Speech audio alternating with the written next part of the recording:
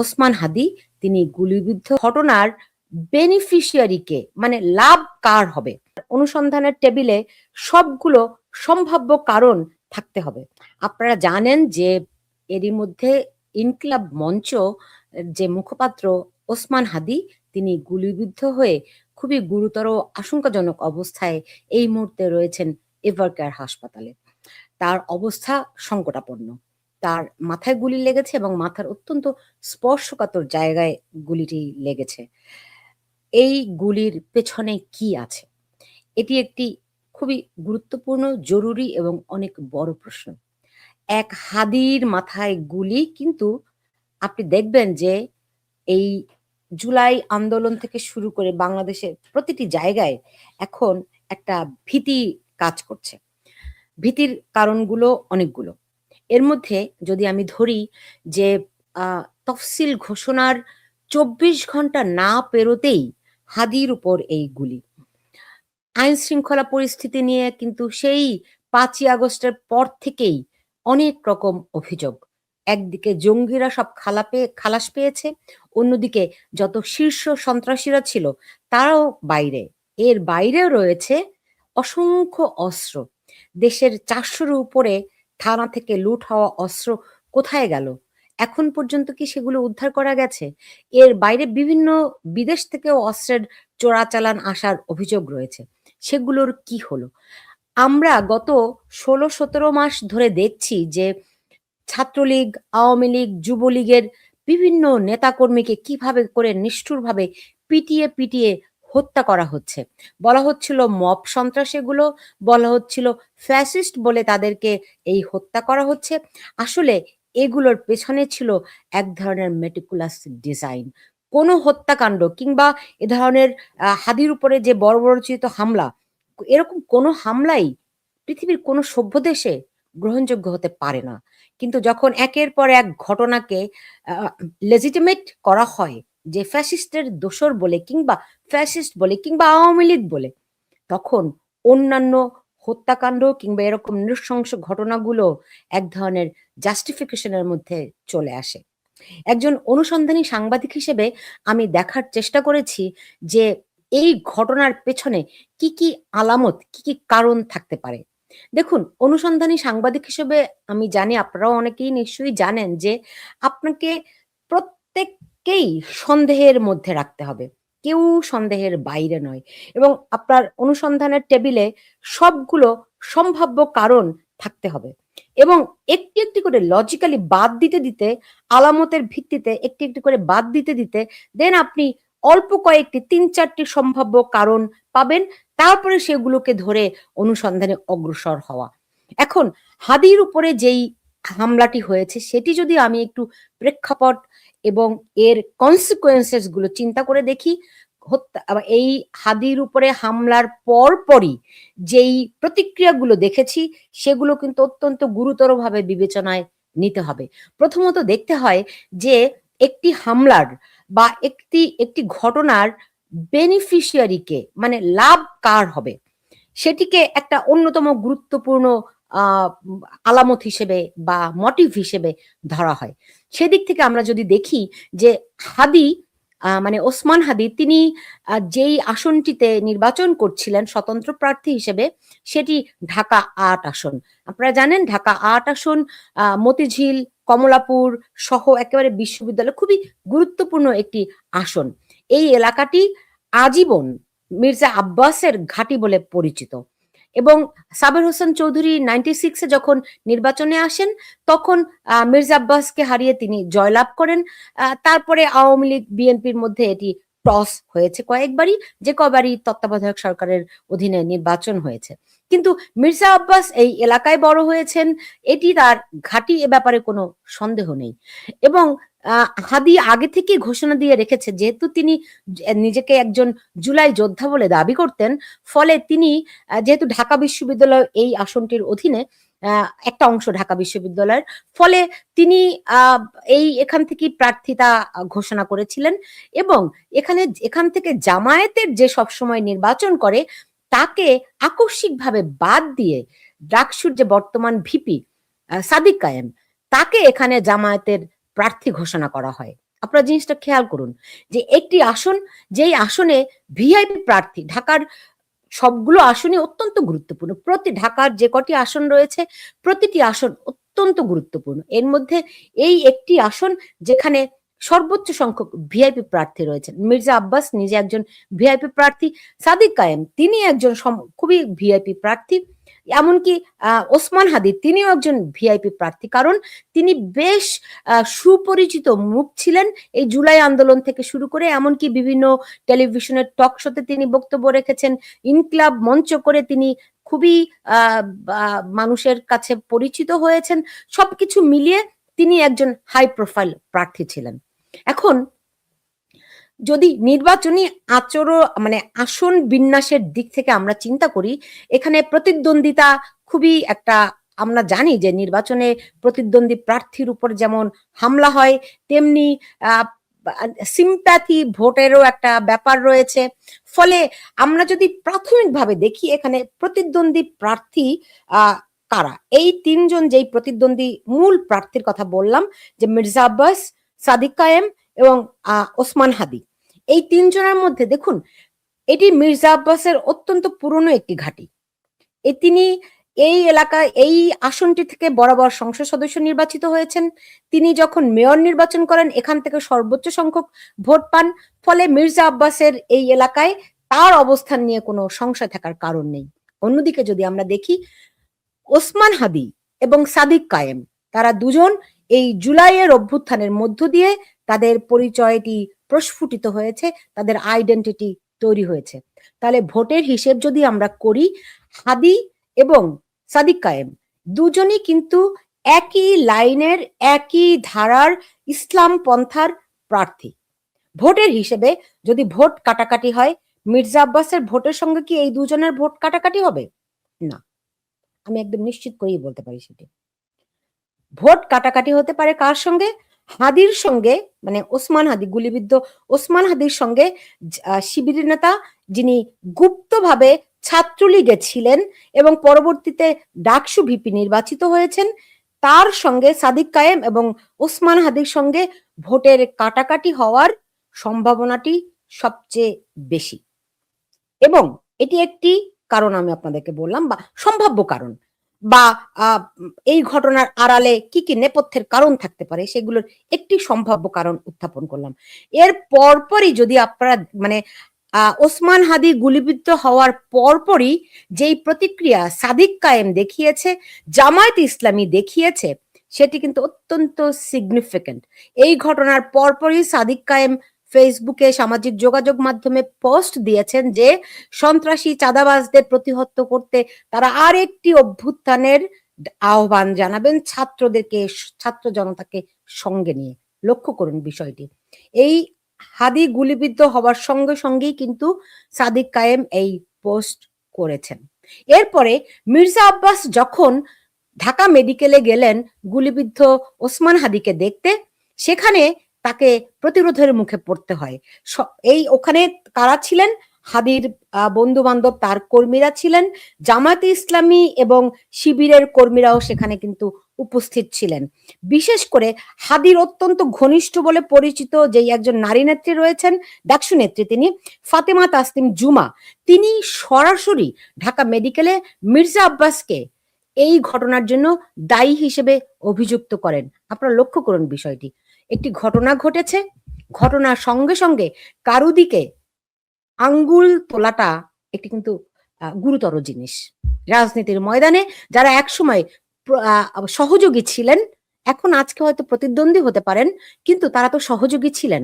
আপনি যখন সহযোগীর দিকে এই আঙ্গুলটি তুলবেন, এবং ফাতিমা তিনি যেন তেন সাধারণ কোনো মানুষ নন, তিনি একজন ডাকসু নেত্রী এবং ছাত্রী সংস্থার নেত্রী, তিনি সরাসরি মির্জা আব্বাসের দিকে আঙুল তোলেন। এটি কিসের ইঙ্গিত দেয়? কারা এই ঘটনায় বিএনপিকে ফাঁসাতে চাইছে? আপনারা নিজেরা এই প্রশ্নের জবাব খোঁজার চেষ্টা করবেন। এর বাইরে যদি আমি দেখি যে, দেখুন, তফসিল ঘোষণার 24 ঘন্টার মধ্যে, 24 ঘন্টার আগে এই ভয়ঙ্কর ঘটনাটি ঘটেছে। এর আগে চট্টগ্রামে কিন্তু বিএনপির একজন নেতাকে গুলি করা হয়। তিনি হয়তো প্রাণে বেঁচে যান, কিন্তু সেই ঘটনায় একজন নিহত হয়। ওই ঘটনায় এত মানে এখন যেমন হাদি গুলিবিদ্ধ হওয়ার ঘটনায় যেমন আ তীব্র আলোড়ন হয়েছে, হয়তো ওই ঘটনাটি অতখানি আলোড়িত হয়নি। কারণ ওই বিএনপির ওই প্রার্থী এতটা আ বা মানে এতটা সুপরিচিত ছিলেন না। কিন্তু আমরা যদি ভোটের হিসাবে চিন্তা করি যে এই মুহূর্তে প্রতিদ্বন্দ্বিতা হচ্ছে কার সঙ্গে কার? কা প্রতিদ্বন্দ্বিতা হচ্ছে বিএনপির সঙ্গে জামাতে ইসলামীর।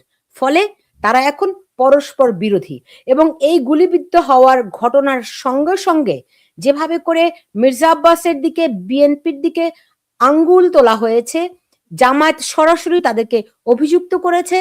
এটি একটা আলামত হিসেবে আপনারা ধরতে পারেন। আর এর আগের প্রেক্ষাপট তো আপনাদেরকে বর্ণনা করলামই। এটি গেল একটি নির্বাচনের দিক। অন্যদিকে আপনারা দেখুন, যখন ডক্টর মোহাম্মদ ইউনূস দায়িত্ব গ্রহণ করেন, তখন থেকেই আমরা কিন্তু শুনে আসছি তিনি সহসা ক্ষমতা ছাড়বেন না।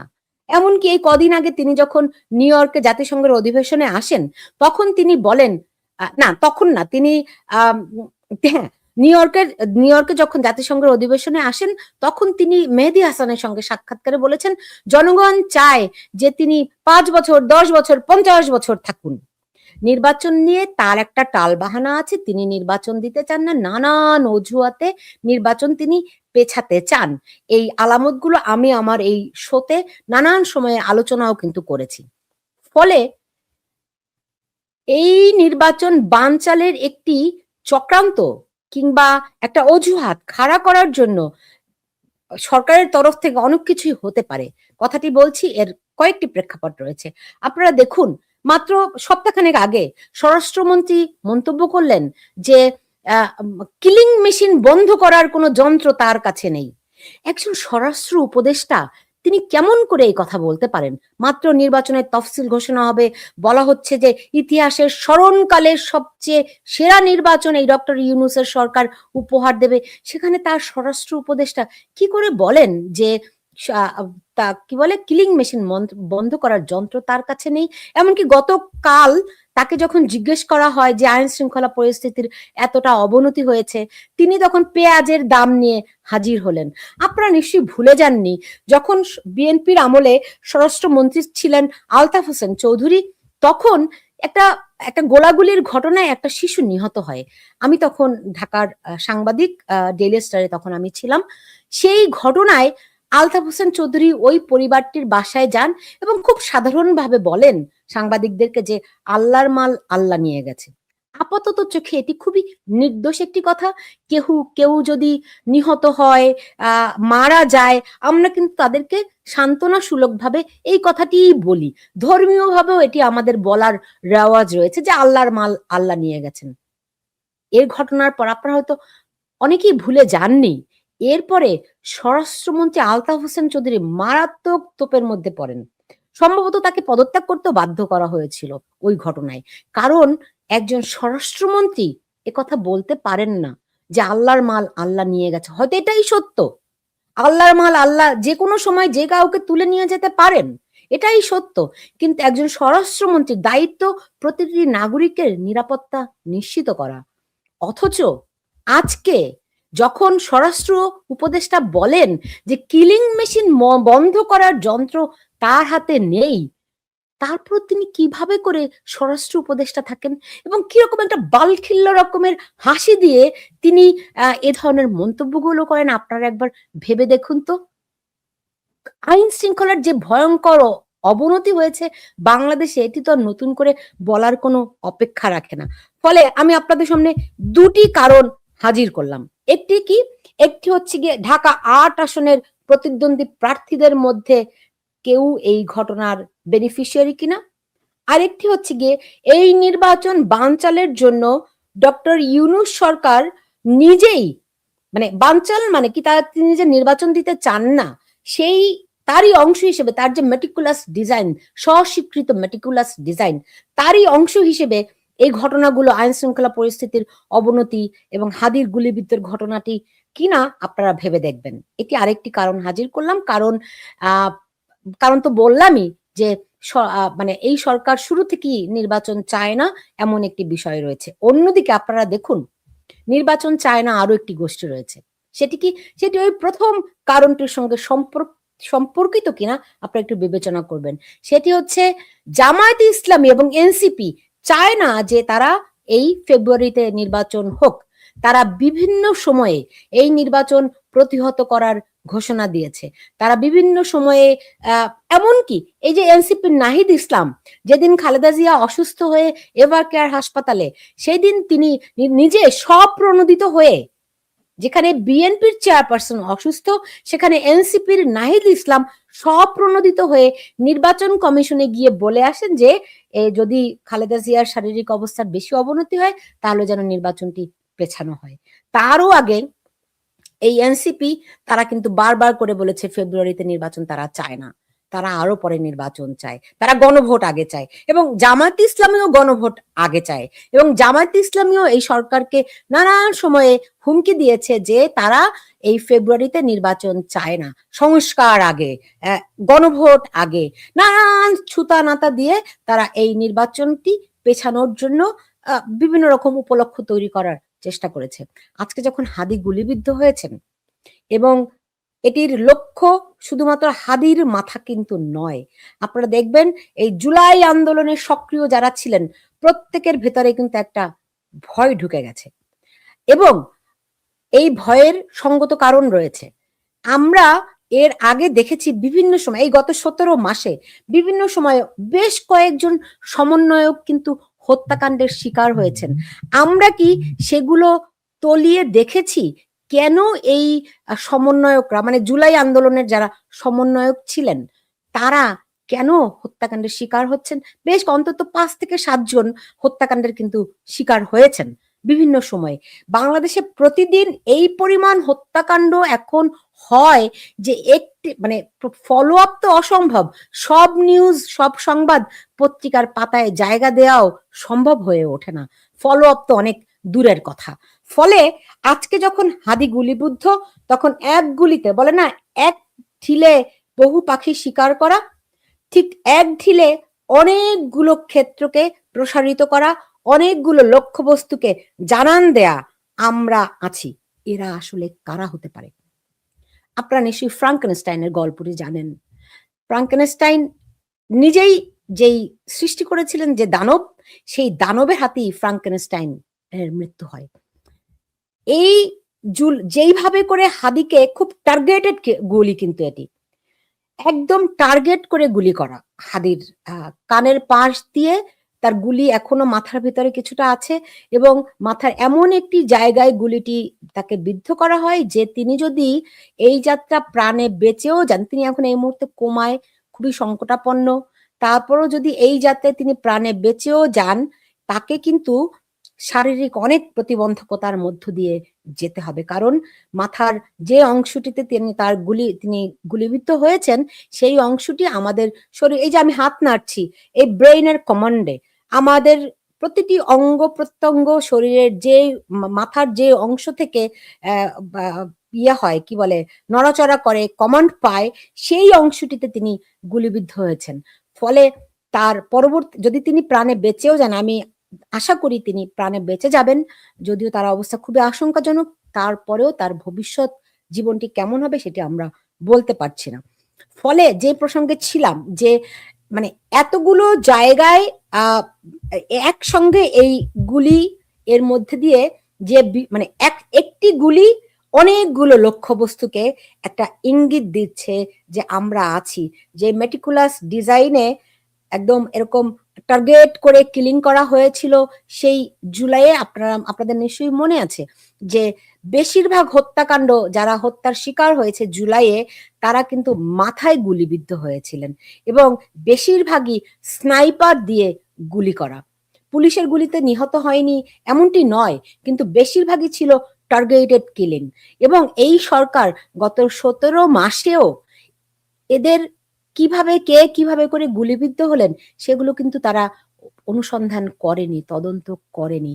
কারণ প্রতিটি ঘটনার তদন্ত করা অত্যন্ত জরুরি ছিল।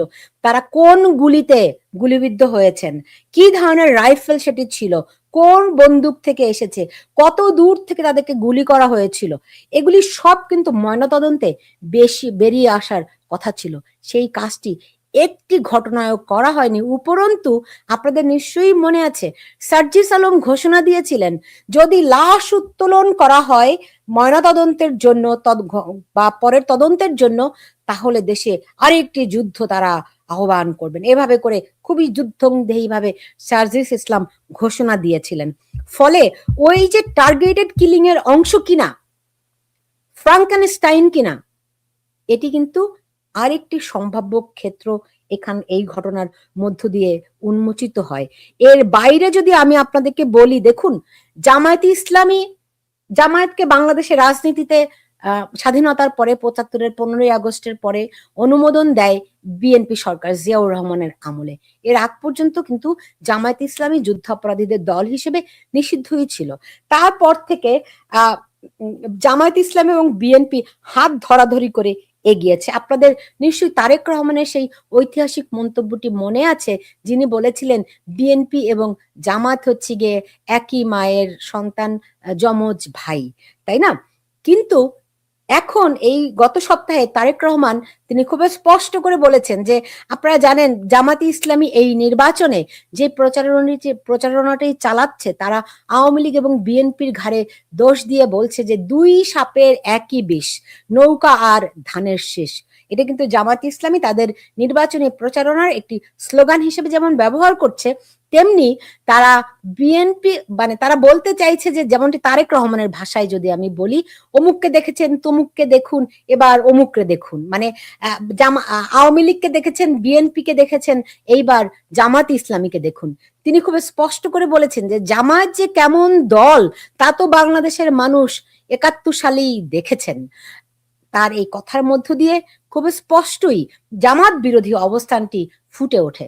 ফলে যেটি দাঁড়িয়েছে যে জামাতের সঙ্গে তাদের যে দীর্ঘদিনের বন্ধুত্ব, সেখানে কিন্তু ছেদ পড়েছে। যদিও আজই যখন ওসমান হাদি গুলিবিদ্ধ হন, তার কিছুক্ষণ পরেই তারেক রহমান বলেছেন যে এই ঘটনায় দুঃখ জানিয়েছেন, যারা এই হামলা করেছে তাদের তীব্র ঘৃণা জানিয়েছেন, সেই সঙ্গে বলেছেন যে এই ঘটনা তদন্তে তাদের যদি কোনো সহযোগিতা থাকে তারা সর্বোচ্চ সহযোগিতা করবেন। কিন্তু মূল বিষয়টি হচ্ছে জামায়াত এবং বিএনপির যে এই যে সেপারেশন, সেই সেপারেশনে জামায়াত কিভাবে করে দেখছে, তারা কি এটার জন্য প্রস্তুত ছিল?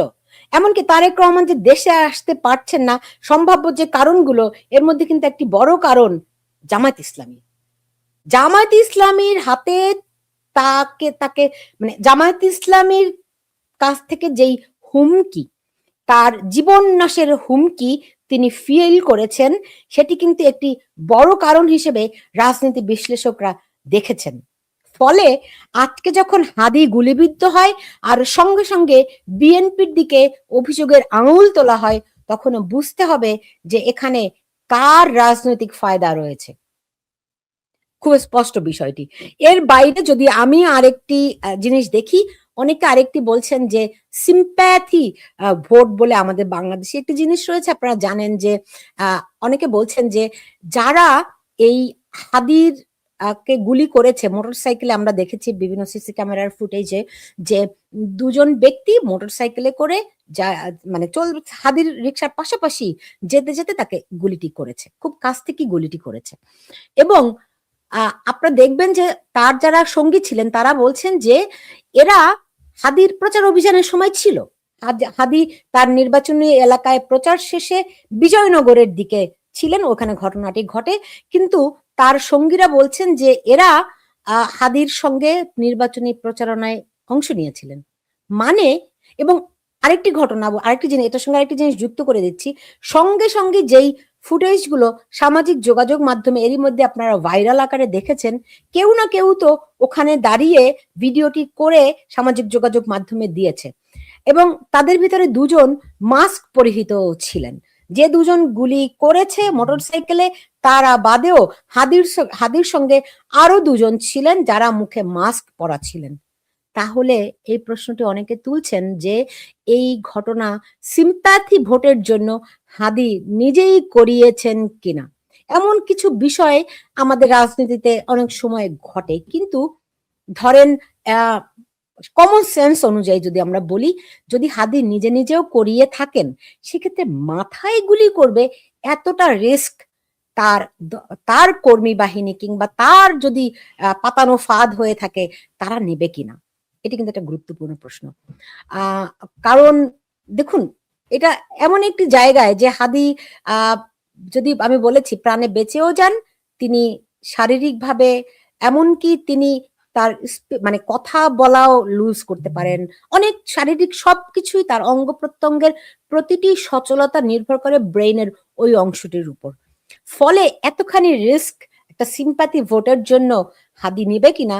ধরেন এরকম হলে হয়তো পায়ে গুলি করতো, হাতে গুলি করতো, অন্য যে কোনো জায়গায় হতে পারতো, কিন্তু সরাসরি মাথায় আমার মনে হয় এই আশঙ্কাটি বা এই সম্ভাব্য মোটিভ আমরা বাদ দিতেই পারি। আরেকটি অনেকে অভিযোগ করছেন, বিশেষ করে বিএনপির একজনার দেখলাম যে তারা বলছেন যেটি আসলে সেই আওয়ামী লীগ সরকারি, আওয়ামী লীগই করিয়েছে, আওয়ামী লীগের বাহিনী করিয়েছে। হ্যাঁ, তো দেখুন, এটি আমার কাছে, আপনি ধরেনও যদি যে কারণ আওয়ামী লীগকে বাদ দিয়ে যেই নির্বাচন হচ্ছে, সেখানে আওয়ামী লীগ বিষয়টিকে কিভাবে করে দেখছে, আমি তো দেখছি আওয়ামী লীগের কোনো নরণচরণ নেই। তারা গত 17 মাসে খুব বেশি এই 2-4টা বিচ্ছিন্ন যে মিছিল করেছে, একটা সফল লকডাউন করেছে তারা, এটি অবশ্য ঠিক যে তারা একটা সফল লকডাউন করেছে, কিন্তু এর বাইরে তারা খুব বেশি কোথাও তাদের জানান দিতে কিন্তু এখনো পারেনি বা দেয়নি। তারা হয়তো সময় নিচ্ছে তাদের উপযুক্ত সময়ের জন্য। এখন আপনারা দেখুন যে এই ঘটনার মধ্য দিয়ে যে আওয়ামী লীগ, আমরা একদম 5ই আগস্টের পর থেকে আপনাদের নিশ্চয়ই মনে আছে যে ঢাকায় খুব ডাকাতি বেড়ে গেল, বলা হলো এই যে ডাকাত লীগ, আনসাররা বিদ্রোহ করলো, বলা হলো এই যে আনসার লীগ, রিক্সাওয়ালারা বিক্ষোভ করলো, বলে এই যে রিক্সাওয়ালা লীগ। বাংলাদেশে যত ঘটনাই ঘটুক না কেন, সব ওই আওয়ামী লীগের দিকে তাক করা হয়। এমনকি আজকে হাদি গুলিবিদ্ধ হওয়ার পর সাংস্কৃতিক উপদেষ্টা কি ফারুকি, তিনি সরাসরি ফেসবুকে পোস্ট দিয়ে বলেছেন এটি আওয়ামী লীগ করিয়েছে। একটা হাস্যকর, মানে হাস্যকর এই কারণে, তিনি একটা সরকারের অংশ হিসেবে তিনি সামাজিক যোগাযোগ মাধ্যমে সরাসরি একটি দলকে লক্ষ্য করে যেই যদি একটা মন্তব্য করে থাকেন, সেটি দায় দায়িত্ব কিন্তু তাকে নিতে হয়। এই উপদেষ্টাদের সেই সেই ম্যাচিউরিটি কিন্তু আমরা কখনোই দেখিনি, এবং তিনি হচ্ছেন গিয়ে সংস্কৃতি উপদেষ্টা। তিনি এই মন্তব্য কেন করেছেন, এটির সঙ্গে আপনারা লিঙ্ক খুঁজে দেখবেন। কারণ ওই যত দোষ নন্দ ঘোষ, এই প্রবাদের সঙ্গে যা কিছু ঘটে বাংলাদেশে সব আওয়ামী লীগেরই দোষ। এই যে এই পরিমাণ গত 17 মাসে কি পরিমাণ যে ছাত্রলীগ, আওয়ামী লীগ, যুবলীগের কর্মীদেরকে হত্যা করা হয়েছে, টার্গেটেড কিলিং করা হয়েছে, এর কোনো হিসাব নিকাশ নাই। আওয়ামী লীগ থেকে হয়তো একটা হিসাব করা হচ্ছে, কিন্তু হিসাবের বাইরে অনেক। কারণ তারা কেউ নিজেরা এলাকায় নাই, তারা এক জেলা থেকে আরেক জেলায় পালিয়ে বেড়াচ্ছে, নদী নালায় বিভিন্ন সময় লাশ ভেসে উঠতে দেখা যাচ্ছে, কখনো পরিচয় পাওয়া যাচ্ছে, কখনো অজ্ঞাত হিসেবে তাদেরকে আঞ্জুমান মফিদুল ইসলাম দাফন করে দিচ্ছে। ফলে সঠিক হিসাব কিন্তু তাদের নেই। তারা যখন নিজেরা প্রাণ বাঁচাতে এক জেলা থেকে আরেক জেলায় আত্মগোপন করেও রেহাই পাচ্ছেন না, তখন তাদের দিকে আঙ্গুল তোলাটা একটু অন্যায়। অন্যদিকে আপনারা জানেন যে আল জাজিরার অনুসন্ধানী সাংবাদিক জুলকারনাইন শায়ের, তিনি বলেছেন যে ভারত থেকে 40 জনেরও বেশি টার্গেটেড কিলারকে বাংলাদেশে ঢুকানো হয়েছে। দেখুন, একজন সাংবাদিক হিসেবে যখন এত বড় একটি মন্তব্য করা হয়, তখন সঙ্গে সঙ্গে কিছু তথ্য প্রমাণ দিতে হয়। তিনি জুলকারনাইন শায়ের নিজেকে একজন অনুসন্ধানী সাংবাদিক হিসেবে দাবি করেন, কিন্তু তিনি সেরকম কোনো তথ্য প্রমাণ দিতে পারেন। এটি জাস্ট একটা স্টেটমেন্ট। সেই স্টেটমেন্টটি আপনি প্রতিবেশী দেশের দিকে লক্ষ্য করছেন, ওই যত দোষ নন্দ ঘোষের মতো সব দোষ আওয়ামী লীগের, ঠিক তেমনি বাংলাদেশে যা কিছু ঘটে সবকিছু ভারতের দোষ। ফলে যেটি হয়েছে যে ওই ইয়ের মতো আওয়ামী লীগ আমলে যেমন যা কিছুই ঘটুক না কেন সবকিছু জামাত বিএনপির দোষ, এটি বলে বলে পুরো বিষয়টি কি মানুষের কাছে সত্যতা থাকলেও মানুষের কাছে অগ্রহণযোগ্য হয়ে ওঠে। ফলে আজকে যখন আওয়ামী লীগকে দোষারোপ করা হচ্ছে, ভারতকে দোষারোপ করা হচ্ছে, ঠিক ওই পুরনো ঘটনার মতোই, যে বিষয়টির যদি সত্যতা সামান্য পরিমাণও থাকে মানুষের কাছে এটি এখন আর গ্রহণযোগ্য নয়। কারণ গত 17 মাসে মানুষ দেখেছে আওয়ামী লীগের কোথাও কোনো উপস্থিতি নেই। তারা একেবারে এই যে ঘুম কি বলে যেন স্লিপার সেলে চলে গেছে। ফলে আজকে জুলকারনাইন সাহেব যখন এমন একটি মন্তব্য করেন, আমি আশা করি অন্তত যে তিনি কিছু তথ্য প্রমাণ দেবেন সো দ্যাট মানুষের কাছে বিশ্বাসযোগ্য হয়। এই কারণগুলো যে বললাম আমি, এর বাইরে আরো অনেকগুলো কারণ থাকতে পারে যেগুলি যেগুলি বলা যেতে পারে যে তদন্ত হওয়া খুবই জরুরি। আমি একেবারে ধরেন অনেক দূর থেকে সম্ভাব্য যেই কারণগুলো পেলাম আপনাদের সামনে তুলে ধরার চেষ্টা করলাম। এবং অনেকেই যদি বলি যে একতরফা নির্বাচন ঠেকাতে আওয়ামী লীগ বিএনপি ভবিষ্যতে এক হবে, এরকম অনেক রকম কথাবার্তা রয়েছে। সেরকম একটি পরিস্থিতিতে ঘোলা পানিতে মাছ শিকার করা কাদের অভ্যাস? আপনারা একটু ইতিহাসের দিকে তাকাবেন। বাংলাদেশে যে কয়বার অগণতান্ত্রিক সরকার এসেছে সেই অগণতান্ত্রিক সরকারের সঙ্গে সবসময় জামায়াত ইসলামী হাত মিলিয়েছে। আমি 5ই আগস্টের পরে 7ই আগস্ট প্রথমবারের মতো জানতে পারি বাংলাদেশে একটি রক্তপাতহীন অভ্যুত্থান হয়েছে, যার নেতৃত্বে জামায়াত এবং হচ্ছে গিয়ে আপনার কয়েকটি জঙ্গি সংগঠন জড়িত। একদম তথ্য প্রমাণ দিয়ে আমি এটি পেয়েছিলাম এবং আমি সেটি সঙ্গে সঙ্গে প্রকাশও করেছিলাম যে জামাতের নেতৃত্বে, জঙ্গিদের নেতৃত্বে বাংলাদেশে একটি অভ্যুত্থান হয়েছে। এবং আরেকটি হয়েছে ইসলামিক জাগরণ। এটি কোনো গণ অভ্যুত্থান, আপনি গণ অভ্যুত্থান বলতে পারেন, কিন্তু এর পেছনে রয়েছে একটা গভীর ষড়যন্ত্র। আমি অবশ্য সেটিকে খুব বেশি আমলে নেই না এই কারণে, পৃথিবীতে সব সরকারের বিরুদ্ধে সব সময় ষড়যন্ত্র থাকে।